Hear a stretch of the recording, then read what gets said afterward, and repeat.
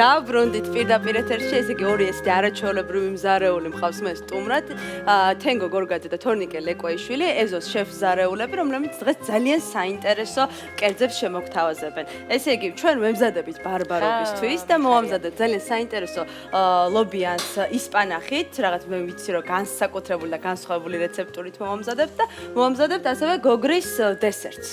რომელიც ძალიან არომატული, ნაზი და გემრიელი იქნება და მოდი მაშინ ლობიოთს სავარაუდოდ. ვიწყებთ ლობიოთს, მაგრამ თან პარალელურად დავიწყებთ დესერტისთვისაც მზადებას. როგორც იცით, რომ დესერტს მეტი დრო ჭირდება, დავიწყებთ ნელ-ნელა მზადებას. მაშინ თორნიკე, მოდი მოგვიყევი, როგორ მზადება ჩვენი ლობიანი და ნელ-ნელა დავიწყებთ. ლობიოს ღვეზელი. ხო, ძირითადად ბარბარობას კეთება ყველგან ლობიანი, მაგრამ ხა ლობიანი ცოტა ისეთი ყველა მიცის და ყველას თავისი კერძის რეცეპტი აქვს და თითქმის ყველას გემრიელი გამოდის ასე. აჰა. მე მოვიფიქრე ესეთი რამე, შეგვიძლია რომ გავაკეთოთ ლობიოს ცომი. ლობიოს ცომი? დიახ, ლობიოს ცომი და შემდეგ გამოვაცხოთ ამ ცომით ღვეზელი. წამოდი, მაკო, წამოდი. კი, აქ ვაპირებდი დარჩენას, მაგრამ ისე დამაინტერესა ამ ლობიოს ცომა, რომ ანუ ჩვეულებრივი შიგთავსი კი არ იქნება ჩვეულებრივ ცომში, თვითონ ცომში ცომი იქნება ლობიოს. გასაგებია. ეს შენ მოიგონე? ხო, ამის ბევრი ვარიაციები არსებობს და ამ სახით კონკრეტულად. კარგი, რა დაგჭირდება მაშინ ეს? დაგჭირდება მოხარშული ლობიო დაახლოებით 1 პორციისთვის 300 გრამი. აჰა. დაგჭირდება ისპანახი, ხახვი, ქვილი და ზეთი. პრინციპში ყველაფერი იგივე გჭირდება, რაც სტანდარტული ლობიანისას, უბრალოდ დაემატა ისპანახი. გასაგებია. გვაქვს ლობიო მოხარშული ლობიო გვაქვს, ამას რომელსაც ჩავჭყლეთ კარგად. წავთ რომ მივიღოთ რაღაც ერთგვაროვანი მასა. კი ბატონო. შეიძლება ლობიანს ვინც სულ აკეთებს იმათთვის სასაცილო შეკითხვას, მაგრამ ჯიშს ლობიოს რომელსაც ყიდულობთ, ალბათ აქ ხომ მნიშვნელობა არ ვიცი. არა, მნიშვნელობა არ აქვს, მაგრამ ჯობია რომ თეთრი ლობიო იყოს ქართული გემრიელი. აი მე არ ვფიქრობდი თეთრს, კარგია რომ დავაკონკრეტეთ. უფრო ტკბილია თეთრი ლობიო, ვირა საინტერესო ეს არ ვიცოდი ნამდვილად.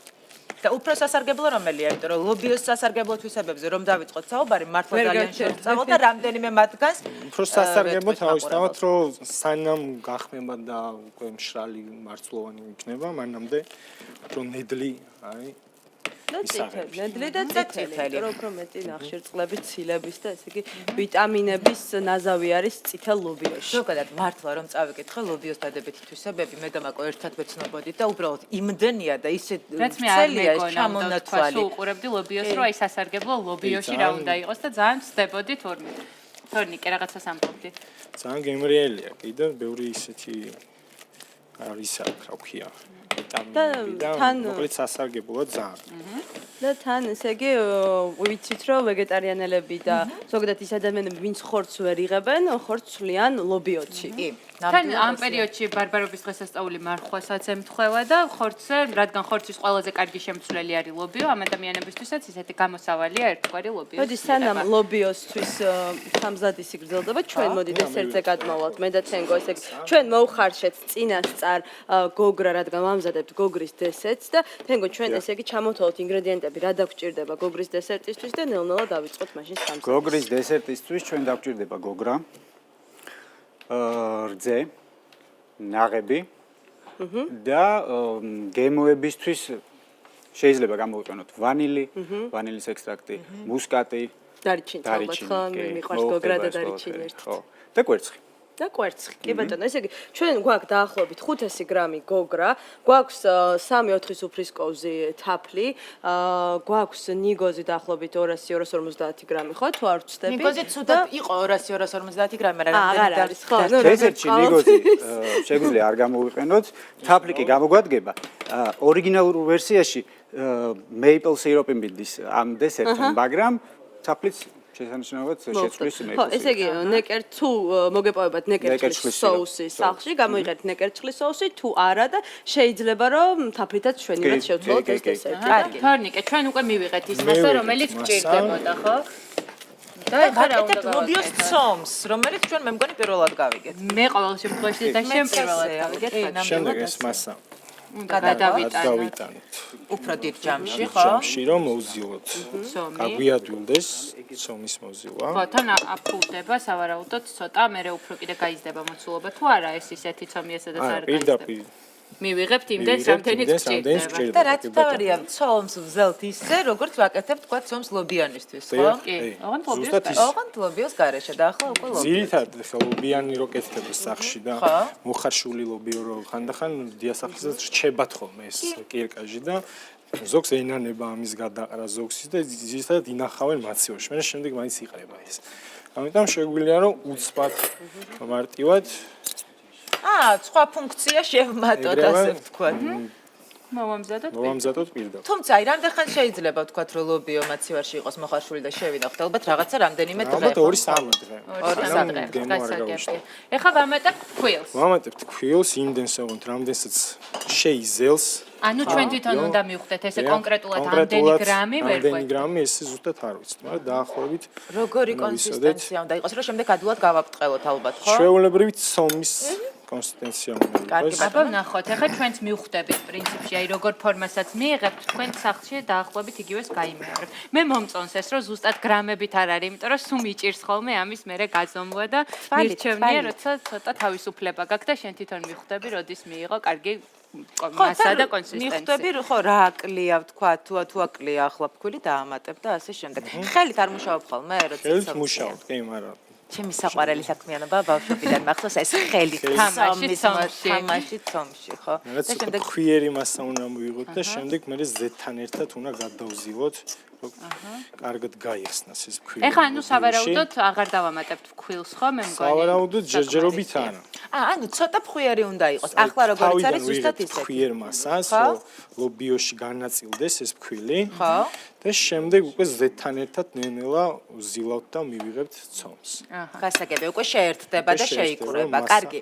ნუ, სანამ ზეთს დავამატებ, თქვენ რა შვებით? ჩვენ ესე იგი გოგრა გამოვასუფთავეთ და ესე იგი პიურეს მასა რომ მივიღოთ ცოტა, გემრიელი ხმაური უნდა გამოვიწიოთ და დავაბლენდეროთ. კი, უნდა დავაბლენდეროთ და წავიღებთ ჩვენ ახლა ბლენდერში გოგრას ნაღებთან ერთად, რომელიც ჯერჯერობით პროცესი გავს, ნუცა მე რო კრემ სუპი გავაკეთე გასულ კვირას, იმით ინგრედიენტებიც კი გავს, კი.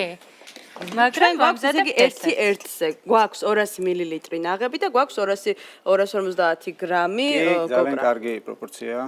ხო? ნუ ვეცადოთ. თორნიკე ხო რგინდა რამეში დახმარება? მასა იყოს. ჯერჯერობით არა, ჯერჯერობით უბრალოდ ვურევ და არის ფხვიერი მასა. ახლა სანამ ეს დაბლენდერდება, ჩვენ შეგვიძლია შემდეგ უკვე ნელ-ნელა ზეთიც შევურიოთ, ხომ? რომ უფრო ერთგვაროვანი რომ უკვე რაღაც სუნელებიც დავუმატოთ ოღონდ ჯერ არა, რო ყურად არ გამოგრჩეს არც ერთ ცოტა ისე ვარ, დაძაბულები ვართ, იმიტომ რომ ორივე პროცესი დღეს მაგას სერიოზული გამოწვევების წინ ვარ, მთელი გადაცემა, ყველა ბლოკში ორ კერტს ვამზადებ. ვიზრდებით ნელ-ნელა არა, საკო? აღარ არის დრო. ხმაურობთ. კვერცხს მთლიანად, თავისი გული, ცილა, ყველაფერი. კი, ყველაფერი შეგვიძლია. ნაჭუჭის გარდა ყველაფერს ამატებთ.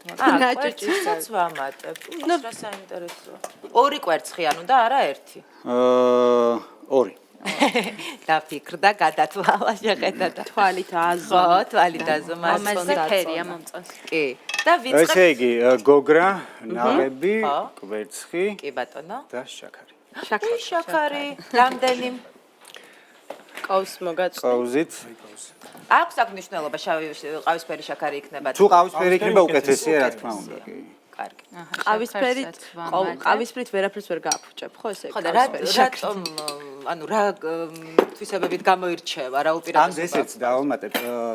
ესე მნიშვნელობა აქვს თვითონ გოგრას. თუ გოგრა არის ტკბილი, დესერტიც გამოდის გემრიელი. ეს ვიცით ჩვენ რომ გოგრები განსხვავდება ხო ერთმანეთისგან? პატარა მუქი ფერის გოგრები უფრო ტკბილია ხოლმე. როგორ პატარები? პატარა და მუქი. კარგი. აი ცოტა ესეთი ფორმა რო აქვს, წაგძელებული და მომგონი. აჰა, პატარა და მუქი ანუ გვინდა გოგრას თუ აქვს მნიშვნელობა. მაგალითად თუ აკეთებ წვნიანს შეგვიძლია რომ არ იყოს პატარა და მუქი დესერტისთვის უპირატესობა. რა თქმა უნდა ჯობია იყოს ტკბილი გემრიელი გოგრა. დესერტიც რომ გამოვიდეს შესაბამისი. აბა ბლენდეროთ ყველაფერი ერთმანეთში. ავიდა. გოგლი მოგლი, აი მითი რა ქვია, გოგრით ესე გამოდის. აი მე გოგლი პირდაპირ ესეც რო შეჭამო გემრიელი. ვანილიც გავუკეთოთ, ეს უკვე ჩვენება სრულზეა. ვანილის ექსტრაქტი ან მუსკატი ან დარიჩინი სხვადასხვა სიმაღლეზე. დარიჩინი გაუკეთე. შენ გიყვარს ხო? მიყვარს. საკმარისია? კარგი. სანამ ახლა შეგვიძლია დავამატოთ დარიჩინი. ახლავე უნდა ჯამში დავამატოთ. გადმოვიტანოთ და იქ დავამატოთ. კარგი. მაშინ ამასობაში თორნიკეს ხوار მივუბრუნდე. მივუბრუნდეთ. იმიტომ რომ თორნიკა ჩვენ გველოდება რომ თქვენ ზუსტად მიყვათ იმ პროცესს რომელიც ნახე, ჩვენთან ეხლა უკვე ისე აირია ფქვილი და ლობიო ერთმანეთში, ვერც მიხვდები რომ ფქვილი დამატებულია. კარგი. შეგვიძლია უკვე რა დავამატოთ ცოტა ციცაკა, დაგერგილი, როგორც ლობიანს. ხო? ეს თვალით ხო ალბათ რომ არც ბევრი მოგვივიდეს პრინციპში არც ცოტა. თუ მწარე გიყვართ, შეგიძლიათ მეტი, არ იქნება ესეც. სუნელები თქვენი ეხლა ჩვენ რა დავამატეთ? ორეგანო. პირველად ნახე ლობიანში საინტერესო. მაკოს გემოვნებას თუ გავითვალისწინებ ძალიან ბევრი წიწაკა გინდა შენ ალბათ. თუ გიყვარს ძალიან ცხარე. ჩაყარა. არ დაიშურო. ჩემზე ზრუნავ ხო? ეს მარილია ცოტა კი ბატონო. ანუ მანამდე ძალიან მარტივად მოხარშული ლობიო, რომელიც ჩავჭყლით. ჩვეულებრივ შიგთავს ვაკეთებთ ლობიანის შიგთავს. კი ბატონო, ლობიანის შიგთავს. ჩვენი გემოვნების მიხედვით. ერთი სული მაქვს, გავიგო როდის ჩაერთვება უკვე საქმეში. აი. ვამატებთ ზეთს. ვამატებთ ზეთს. ჩვეულებრივი მზეს უმზირის თუ ზეითუნის ზეითუნის ჯობს. გასაგებია. სხვათა შორის ზეითუნის ზეთი ხომ უფრო სასარგებლოა ასე გამიგია. კი. შენ ესე იგი სულ აქცენტს აკეთებ სასარგებლოზე. რადგანაც არა. როცა გაქვს საშუალება. აბარა. უნდა იზრუნო ამ ხრივაც ჯანმრთელობას. ზეთი დავამატეთ და ცოტა ფქვილს ისე. ცოტა ფქვილს არა, უკვე ვწყებთ შეზელვას ხელით. აი ეს მომენტი, ამ მომენტს ველოდებოდი. ანუ ფქვილი ახლა კიდე გვჭირდება. ჩვენ რომ მანამდე ფქვილი გავუკეთე რომ შეიძლება მე გადავწყვიტე რომ 600 გრამი ფქვილიც წავიდეს 300 გრამ მოხარშულ ლობიოზე. ანუ რამდენსაც დაახლოებით ორმაგი შეიძლება დაგჭირდეს. ანუ რაც იქნება ლობიო, იმაზე ორჯერ მეტი რაოდენობის ფქვილი. ნუცა, შენთან რა ხდება? ამასობაში ჩვენ როგორც ნახეთ, დავაბლენდერეთ გოგრა და ნაღები და ცოტა ყავისფერი შაქარი. ეხლა უნდა გადაურიოთ და 2 ცალი კვერცხი უკაცრავად ამოვეს და ეხლა მოდი გადაურიოთ ჯამში შევაზავოთ და შემდეგ უკვე ასეთ ფორმებში რომელიც წინასწარ მოვამზადეთ, ჩვეულებრივი კერამიკული ასეთი ხედით თუ გინდათ მრგვალი ფორმა აქვს შეზღუდულები, ჩავასხათ ამ ფორმაში და შემდეგ უკვე უნდა მოვათავსოთ, ესე იგი ადუღებულ წყლის აბაზანაში ჩავალაგოთ და ვათუხთუხოთ ერთი ხლათ მივიღეთ. ჩვენმა გოგრამ აბაზანა უნდა მიიღოს. ჯერ უნდა ვათუხთუხოთ და შემდეგ ვაციებთ ამას და მივირთმევთ უკვე ციოს. ერთი შეკითხვა მოგიერა და ბევრი კითაიც. რო ვათუხთუხებთ, ანუ თუ მაინც უნდა გავაციოთ ბოლოს, აი ეს თუხთუხი რას გვაძლევს, ანუ გემოს თვალსაზრისით. კონსისტენციას ცვლის. აჰა. და გემოებსაც უფრო ასე ვთქვათ. აჯეს ერთმანეთში. აჰა, ანუ ვათუხთუხებთ უკვე ფორმაში ჩასხმო. კი. გადაურევ. რა საინტერესო. აი, ახლა ვნახავთ ახლა შენ ეს პატარა ფიალა როგორც უნდა გადაიტანო, ნუცა ეს ყველაფერი რაც დავაბლენდეთ ჯერ აურევს და ამატებს. რა სამატებია? აქ უკვე მე მაქვს შერეული მუსკატი და დარიჩინი. აი, დარიჩინი გაითვალისწინეს. რაც როგორც სულ გვეუბნები, ნუცა ზედმეტი არ უნდა მოგვივიდეს დარიჩინი. გვინდა და აი ესე კარგად გადაურიოთ, გავხსნათ. ბევრი არ მოგევიდეთ, ხო, მაკო როგორც. აი მაკომ უკვე დაიმახსოვრა ჩემი რჩევა, რომ დარიჩინთან და მუსკატთან ვიყოთ ზომიერად. კი, დარიჩინთან და მუსკატთან ფრთხილად უნდა ვიყოთ. ერთი ზედმეტი მწიკვი და ესე იგი ან გამწარდება, ან თავის გემოზე წაიყვანს და მე ის თავარი ძირითადი გემო დაიკარგა. რაც არ ყვაწყობს. და მე მგონი კარგად გადაურიეთ, შეგვიძლია უკვე ფორმებში ჩავასხათ. აღნიშნეთ რომ ეს კი ახლა ამის კლასიკური რეცეპტიო და ანუ სადაური რეცეპტია ან სადაური დესერტია ან საიდან მოხდა თქვენს მენიუში და იცით რა ეს მე ერთი იაპონელი ქალბატონისგან ვიცი წარმოშობას ვერ გეტყვით საიდან წამოვიდა ჩვენთან რამდენად აქტუალურია ეს კერძი და ეს მე არსად არ გამსინჯავს არსად ხო აი ჩემთვისაც აღმოჩენაა და სიახლეა გოგრის დესერტი ნუ გაგვისინჯავს ყველას თქვა ღუმელში გამომწვარი, მაგრამ ამ ფორმით ნამდვილად არსად არ შემოყვეტრი. ცოტა სუფლეს გავს ხო? სუფლეს ტექსტურა. სხვა ფრანგებმა იციან ფრანგულ სამზარეულოში აი ამ ტექნოლოგიით კვერცხს ამზადებენ საუზმისთვის. ფრანგულად არ ვიცი როგორ არის, მაგრამ კვერცხი ქოთანში, ესე იგი ex en cocotte, cocotte ქოთანია ფრანგულად. და გავს იმას ისიც ანალოგიურად კეთდება. გოგრის გარეშე უბრალოდ ხო, ზუსტად იგივე. ესე იგი, მოდის ხელი იჭმევა და ეს ცივი. ხო, ეს მომწონს ცივი რა იჭმევა. საერთოდ ეგეთი დესერტები ბლომანჟე და ამბავი წყალი გვიყვარს. დურდება, უკვე შეგვიძლია ჩავდგათ. ჩავალაგოთ ის გვერდზე მიწვიოს, რომ ესეც ჩაიდიოს. კი. და რამდენი ხნის განმავლობაში, ანუ ველოდებით რომ რაღაცა შეიცვალოს კონსისტენცია თუ როგორ უნდა მივხვდეთ? აბაზანის მიღებას რამდენ ხანს ანდომებთ? შევატყობთ. შეიცვლის ტექსტურას და მივხვდებით რომ თავზე არ უნდა დავაფაროთ. თავზე არ არის საჭირო. თავზე არ არის დაფარება. ანუ შესქელდება ეს კი, კი, კი. მაინტერესებს. და ფერსაც სავარაუდოდ ცოტა შეიცვლის თუ არა? ნუ ესეთი თახთა ხალხი. შემუხდეს. თუ შევამუქეთ კარგის ნიშანია თუ შემოგდა ესე იგი. და შემდეგ თავზე აბა პატარა თვებში მინდა აი ეს კაფი მოვხსნათ? ჯობია რომ მოვხსნათ ხო რატომ რა შეუშლის ხელს? ეს კაფი ატუხტუხებაში შეუშლის ხელს? ჯობია არ იყოს ჯობია არ იყოს, კარგი. გასაგებია. გავითვალისწინებთ.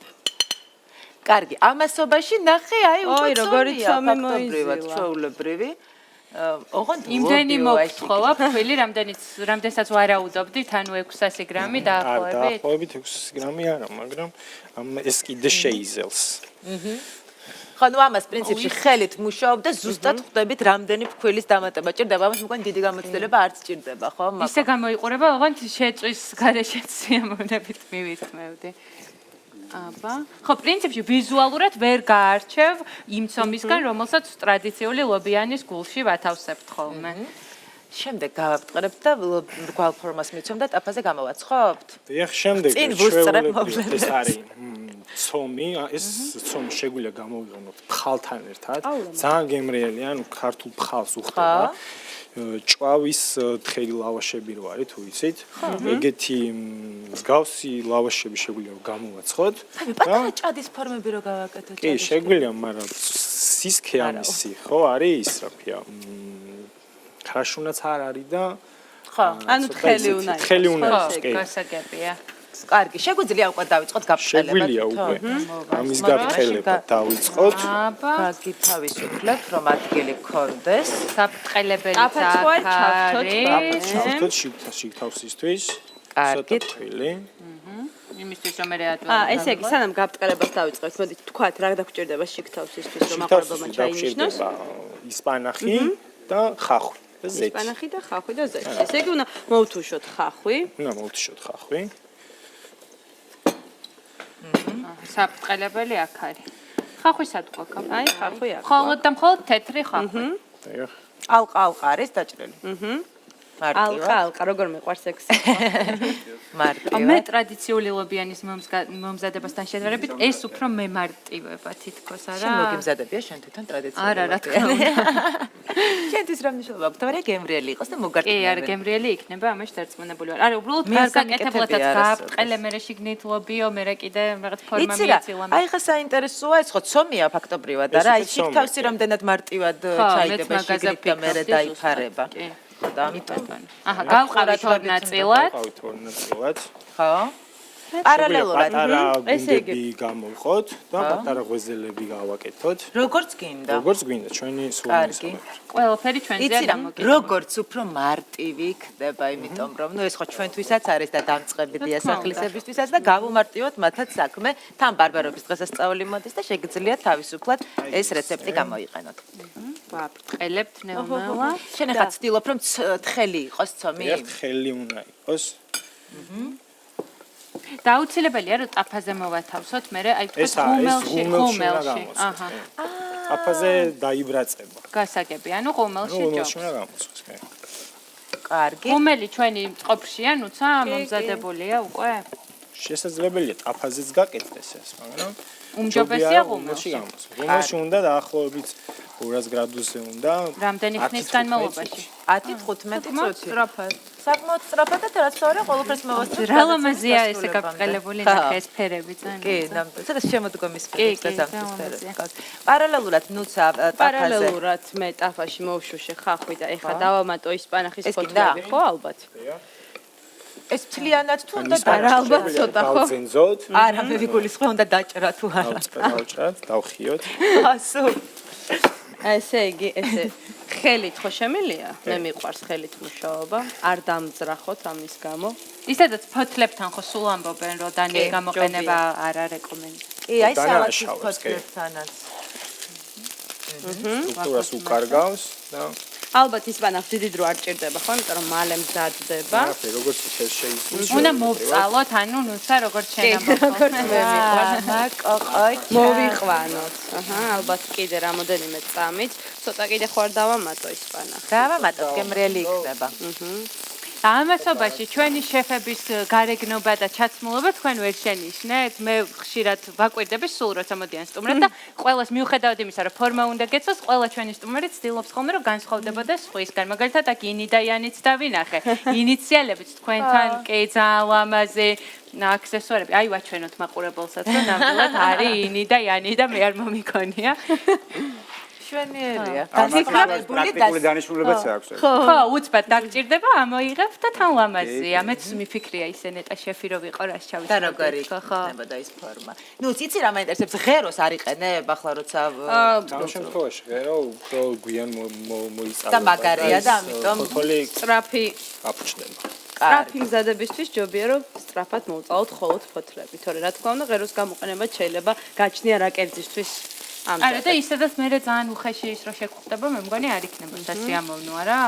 ჯობს რომ ღეროს გარეშე იყოს. ნუცა მზად არის თუ არა? აბა თქვა მე მგონი ეყოფა ხო აბა რა სიტყვის ბიჭებო. კი, მაგრამ ჯობია რომ კიდე ცოტა დავამატოთ. მაშინ ამისთვის რეკლამას გამოვიყენოთ. კარგი. სანამ მოიწალება ისპანახი და შიგთავსი გამზადდება საბოლოოდ და გადავიტანთ ჩვენ სლობიოს ცომში და გოგრის დესერტიც აი ნელ-ნელა უკვე იწყებს მზადებას და უკვე დანარჩენ შედეგს რეკლამის შემდეგ ნახავს მაყურებელი. დაგველოდეთ და არ გადარჩენთ. კი, მოკლედ რეკლამის დრო გჭირდება, სულ ცოტა ხანში დავბრუნდებით, დაგველოდეთ.